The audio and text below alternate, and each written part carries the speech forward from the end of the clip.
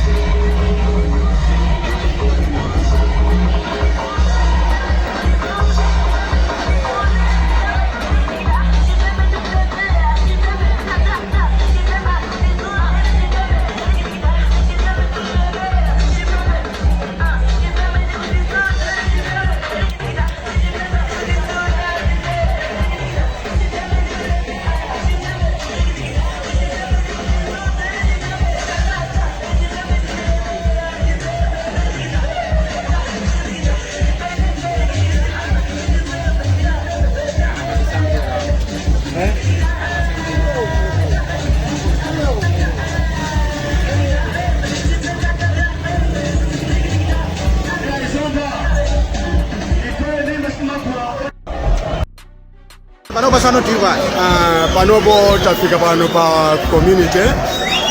amene tikuyembekeza malinga ndi mmene zinalili nthawi zinalepheka pa 4 chifukwa chakuti achiteteza magwira ntchito ndi ameki ndiye tinapempha kufika pa 11 lero siku la 11 itafika pano pa community amene tikuyembekeza kuchoka pano kukapereka madando athu kwa DC kuti kuyenera kupita madando aperekedwe akaperekedwe. Anthu masimikizira bani nkhani yachitetezo nkhani yachitetezo panopo ndikuona kuti apolisi ali covered komanso ife tapeza anyamata over 150 amene akuthandizira achitetezo apolisi. Ife mademo athu ngati fama business sitikufuna kuononga chinthu china chilichonse panopo anthu tikulira ndi mavuto amene tikukumaniza nawo pachifukwa chimene chicho sitikufuna anthu ena kuti abwe alowerere kuti aononge zinthu za ine ngati zili choncho ngati mutakuyembeza kuti aononge katundu wa anthu ena momwe wa business zathu mukonda amenepo zili bwinobwino ndi kuti akhala mavuto kwambiri panopa sano tilipa